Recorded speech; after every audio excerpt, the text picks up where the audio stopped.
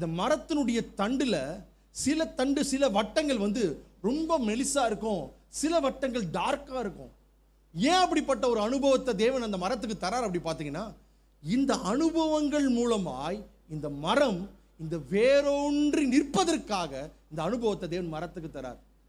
ஒரு சாதாரண மரத்துக்கு ஆண்டவர் இவ்வளோ பெரிய அனுபவத்தை தரும்பொழுது, அவருடைய இரத்தத்தினால் விலைக்கரையம் கொடுத்து வாங்கப்பட்ட உனக்கு ஆண்டவர் எவ்வளோ பெரிய அனுபவங்களை தருவார். அல்லேலூயா. இவ்வளோ பெரிய பாதையின் மத்தியில், இவ்வளோ பெரிய கஷ்டத்தின் மத்தியில் ஏன் ஆண்டவர் அனுப்புகிறார் என்பதை கேள்வி கேட்கறதை நிறுத்திட்டு ஒண்ணு சொல்லுங்க. என்ன தெரியுமா? ஆண்டவரே, இந்த அனுபவங்களுக்காக நன்றி ஆண்டவரே, இந்த பாதைகளுக்காக நன்றி ஆண்டவரே, இந்த சூழ்நிலைக்காக நன்றி ஆண்டவரே, நான் பட்ட அவமானத்துக்காக நன்றி ஆண்டவரே, என்னை எல்லாரும் உதாசீனப்படுத்தினாங்க அதுக்காக நன்றி ஆண்டவரே, நான் எதிர்பார்க்கிற ஆசீர்வாதங்கள் நீங்க எனக்கு தரல அதற்காக நன்றி ஆண்டவரே. ஏன் தெரியுமா?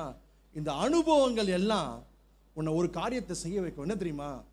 உன்னை கிறிஸ்துவுக்குள்ளாக வேரூன்றி நிற்க வைக்கும். நான் சொல்லுவேன், ஒரு தேவனுடைய பிள்ளைக்கு மாத்திரம், ஒரு விசுவாசிக்கு மாத்திரம் ஆண்டவராகிய இயேசு கிறிஸ்து வேறாய் மாறினார்னு வச்சுக்கோங்களேன், நான் தைரியமா தாழ்மையா சொல்ல முடியும், எந்த சூழ்நிலையும் அவன் அசைக்கப்படுவதே இல்லை. எத்தனை பேர் நம்புறீங்க? எல்லாம் உற்சாகமாய் கரங்களை தட்டி தேவனை மகிமைப்படுத்தலாமா?